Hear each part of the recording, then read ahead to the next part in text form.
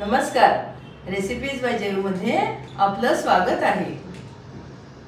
आज आपण करणार आहोत दुधी भोपळ्याची कोफ्ता करी। त्यासाठी मी इथे अंदाजे अर्धा किलो दुधी भोपळा धुवून साल काढून घेतलाय। आता हा मध्यम किसणीने मी किसून घेते। आता आपण हा किस पिळून घेऊया आणि किस पिळलेलं पाणी सुद्धा आपल्याला टाकायचं नाहीये, ते आपल्याला पुढे भाजीत वापरायचंय।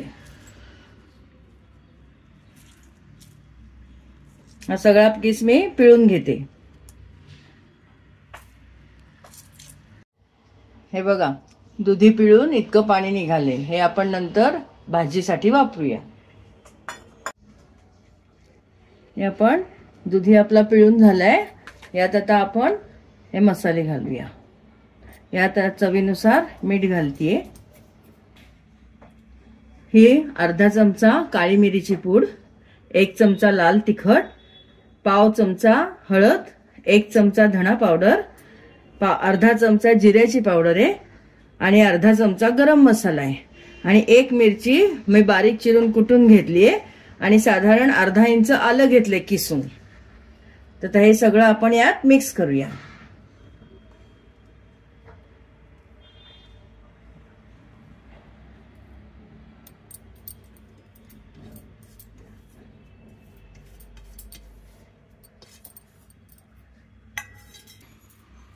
हा थोडा अर्धा चमचा ओवा घेतलाय। हा आपण असा हातावर थोडा क्रश करून टाकूया। हे बघा, आणि थोडी बारीक चिरलेली कोथिंबीर। हे सगळं आपल्याला अलगद हातानेच कालवायचंय।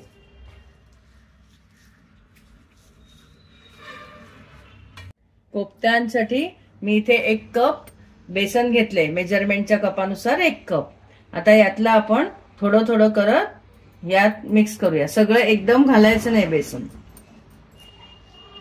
जसं लागेल तसंच घालायचे। आपला दुधी पिळून घेण्याचा उद्देश एवढाच आहे की खूप त्याच्यात बेसन लागू नये कोफ्ते करण्यासाठी।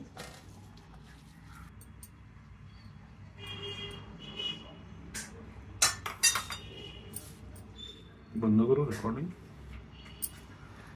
हे बघा, हे हलक्या हाताने आपलं पीठ कालवून झालंय। यात आपल्याला फार घट्ट मळायचं नाहीये पीठ, फक्त गोळे करता येतील इतपतच करायचे। तर आता 1 कप बेसनापैकी साधारण पाव कप बेसन उरलंय।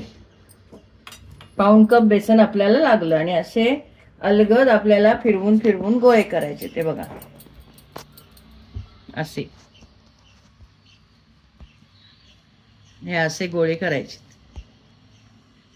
बघितलं? अशा पद्धतीने मी गोळे करून घेते। हे अजून एक दाखवते।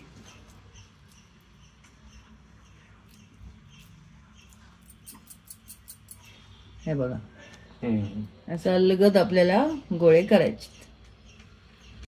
फार मोठे गोळे आपल्याला करायचे नाहीयेत, कारण ते ग्रेव्हीत उकळून पुन्हा थोडे मोठे होतील।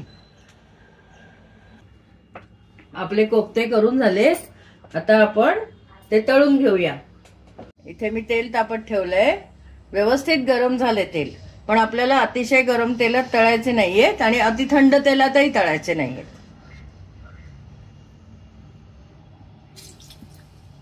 हे बघा, असे साधारण मध्यम तापलेल्या तेलात आपण हे कोफ्ते तळून घेऊया।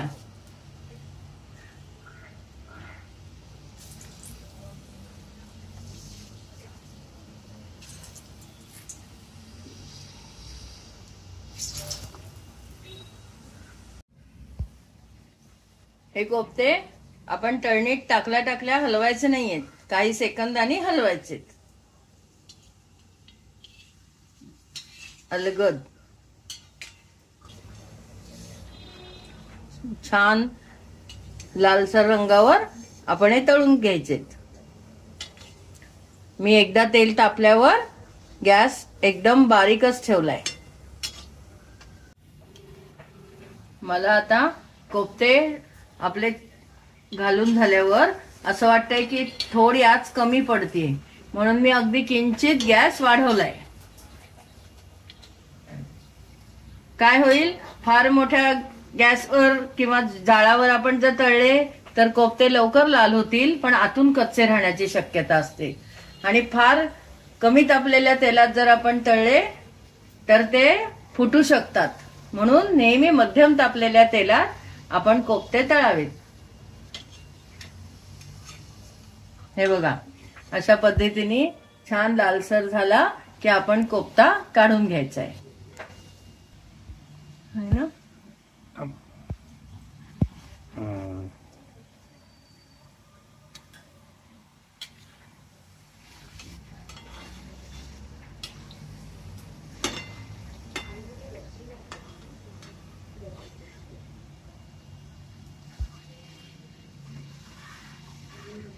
हे आपले पहिले कोफ्ते तळून झालेत. आता मी दुसरे कोफ्ते तळून घेते.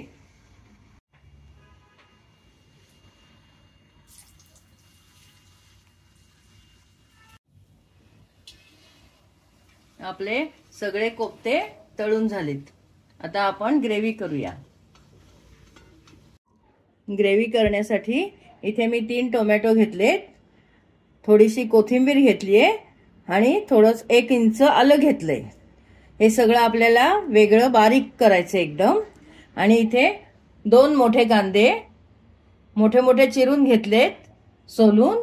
आणि आता हे आपल्याला साधारणपणे जाडसर वाटून घ्यायचेत. आपण आता ग्रेव्ही करूया. तर ज्या तेलात आपण कोफ्ते तळून घेतलेत तेच तेल मी 4 टेबलस्पून घेतलं.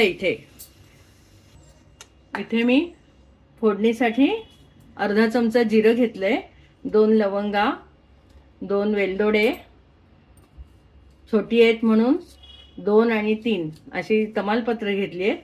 थोडा दालचिनी घेतली थोडीशी, तुम्ही एक अख्खाच तुकडा एवढा पेरा एवढा घेतला तरी चालेल. आणि 2 सुक्या लाल मिरच्या. तर आता हे सगळं आपण फोडणीला देऊया.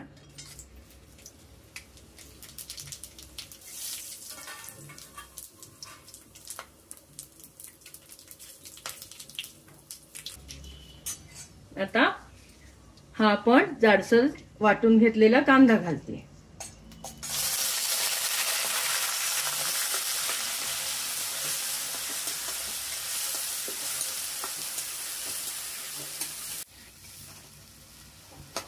हा कांदा आता आपण छान लालसर रंगावर येईपर्यंत परतून घेऊया. हे बघा, आपला छान कांदा छान झालाय लालसर. आता यात मी थोडी पाव चमचा हळद टाकते आणि 1 चमचा धणे पावडर, 1 चमचा जिरा पावडर आणि 1 चमचा कसुरी मेथी असं आपण यात घालूया.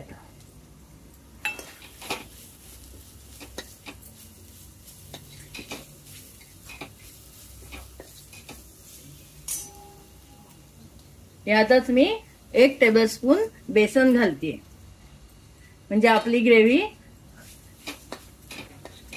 आपल्या ग्रेव्हीला छान दाटपणा येईल. आता हे बेसन या मसाल्यांबरोबर आपण थोडं भाजून घेऊया. मी यातच 1 टीस्पून काश्मीरी तिखट घालते, याने रंग छान येतो. आता मी यात हे थोडं आपलं दुधीचं पिळून काढलेलं पाणी घालते.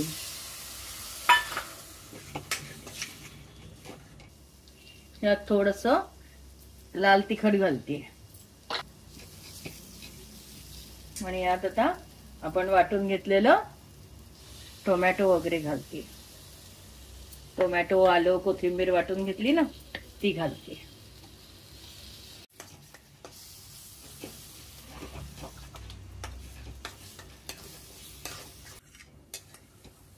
हे मिश्रण आता आपण मध्यम ते मंद जाळावर अगदी तेल सुटेपर्यंत परतून घेऊया.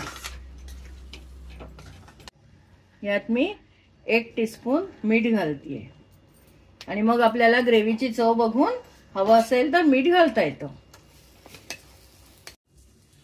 हे बघा, याला साईडनी थोडं थोडं तेल सुटायला लागलंय आणि कढईपासून म्हणजे पॅन पासून हे सुटलं पण आहे मिश्रण. याच्यात बेसन असल्यामुळे खूप तेल दिसत नाहीये आपल्याला. तर आता यात मी थोडं पाणी घालतेय. मस्त झालं ना आता, छान दिसतंय एकदम. आता यात आपल्याला हवं तेवढं आपण पाणी घालायचंय. तर आता मी यात 2 कप पाणी घालते, कारण आपल्याला हा रस्सा पातळच ठेवायचा आहे.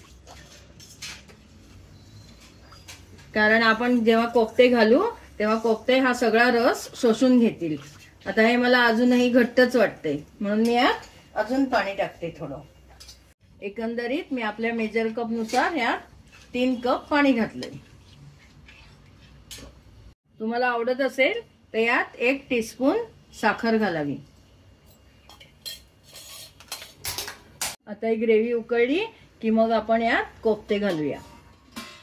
आपला रस्सा छान उकळलाय. यात मी थोडा अर्धा टीस्पून अजून गरम मसाला घालते.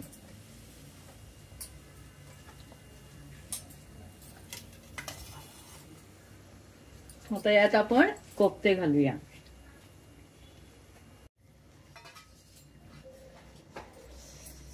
आता हा गॅस बारीक करून आपण 2 मिनिटं यावर झाकण ठेवूया.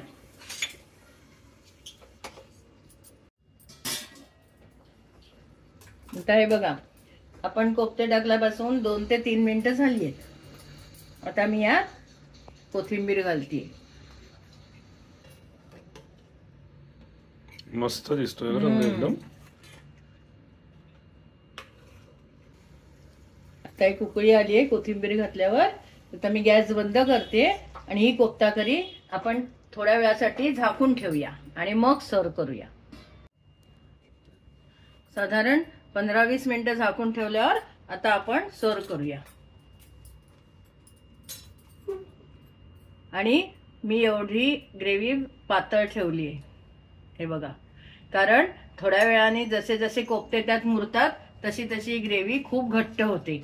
तुम्हाला जर याच्यापेक्षा घट्ट हवी असेल तर तुम्ही पाणी थोडं कमी घाला.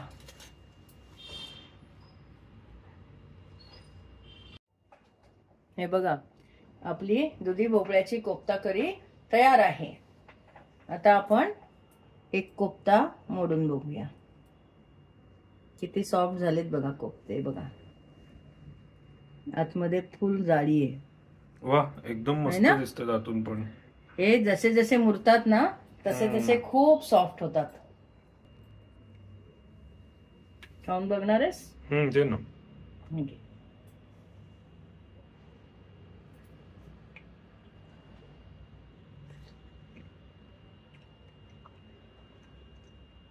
वा, काय चविष्ट झालाय कोफ्ता. हो ना. आणि कोफ्ता करीच एकदम खूपच सुंदर झाली. मस्त सॉफ्ट आहे, अप्रतिम एकदम.